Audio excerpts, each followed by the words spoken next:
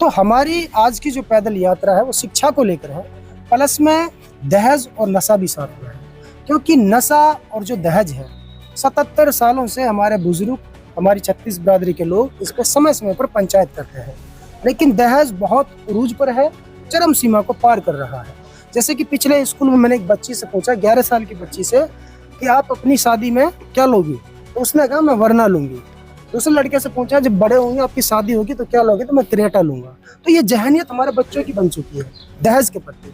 पिता चाहे बेचारा बीमार हो, लेकिन बच्चों की जहनियत में गाड़ी घूम रही है। इसलिए दहेज और नशा, इन दोनों चीजों की जो दवा है वो है शिक्षा।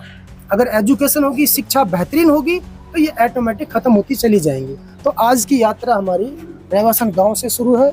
मैं धन्यवाद करूंगा यहाँ के तमाम टीचरों का, प्रिंसिपल साहब का और यहाँ के तमाम बच्चों का, और अपने ये सर हैं, इन्होंने बहुत अच्छे से कोऑपरेट किया है, और जो भी इन्होंने मान सम्मान दिया है आज इस यात्रा के लिए, मैं हमेशा दिल की गहराई से इनका आभारी रहूंगा। में कठिनाइयाँ भी आ रही होंगी, परेशानियाँ भी आ रही होंगी, वो तो आती हैं।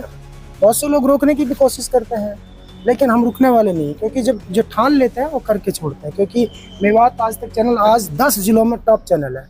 बहुत सारी चीजें इसके सामने भी आई थी, आपने देखी, मेरी गाड़ियां भी तोड़ी गई थी, गोलियां भी चली थी मेरे ऊपर, रुका कहाँ था मैं? क्योंकि अब हमने बहुत कुछ किया है। 2.5 मिलियन से ज्यादा हमारे फॉलोवर हैं। 10 लाख फॉलोवर होने के बाद जो शिक्षित लोग होते हैं वो समझते हैं कि वो बंदा एक सेलिब्रिटी के रेंज में आता है।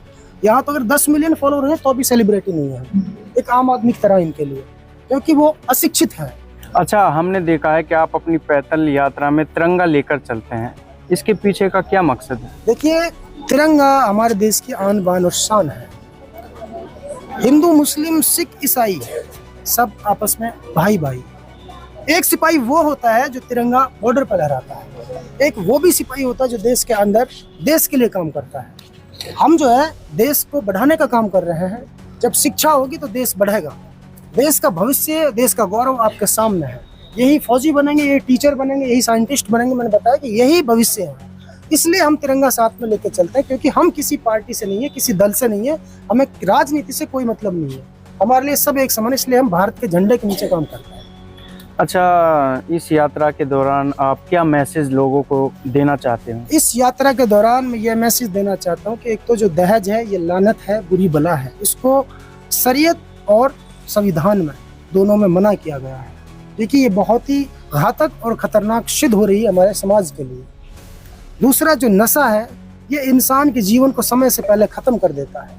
अगर कोई गुटखा खाता है, कोई चुर्री मामा वगैरह खाता है, तो उसका एक तो जबड़ा ही सिड़ जाता है। दूसरा, मानसिक रूप से वो बीमार रहता है, शारीरिक रूप से बीमार रहता है, मतलब हर तरीके से डैमेज हो जाता है वो व्यक्ति। उससे दूसरे लोग भी नफरत करने लगते हैं। इसलिए जो आज हमारे भाई बहन जो पीछे खड़े हैं, छात्र छात्रा, इनसे मैं निवेदन करूंगा कि जीवन में कभी नशा ना करें, और जब ये पढ़ लिख करके, नौकरी लग करके, जॉब लग करके जब बड़े होंगे, जब ये इनकी शादी इनके माँ बाप करेंगे, शादी तो हर किसी की होती है जिसको जीवन मिला है, तो ये इस बात की कसम खाएं कि हम दहेज नहीं लेंगे, दहेज का बाइकआउट करें यहीं पर। ये दहेज एक लानत है, एक बुरी बला है। इससे हमारे जो माता पिता हैं, हमारा जो गरीब इलाका है वो डैमेज होता जा रहा है। आप जब बड़े होंगे तो आपके अंदर जो अंदर आत्मा है, जो जहनियत, वो ये होनी चाहिए कि हमें दहेज ना लेना है ना देना है। तो आप बताइए सारे बच्चे एक साथ, क्या आप दहेज लेंगे बड़े होकर? नहीं लेंगे। क्या आप दहेज लेंगे? नहीं लेंगे। क्या आप नशा करेंगे? नहीं करेंगे। शुक्रिया। दोस्तों, यदि आप हमारी इस वीडियो को फेसबुक पेज पर देख रहे हैं तो हमारे पेज को लाइक कीजिए, शेयर कीजिए। यदि इस वीडियो को यूट्यूब पर देख रहे हैं तो हमारे चैनल को सब्सक्राइब कीजिए और बेल आइकन घंटी को दबा दीजिए।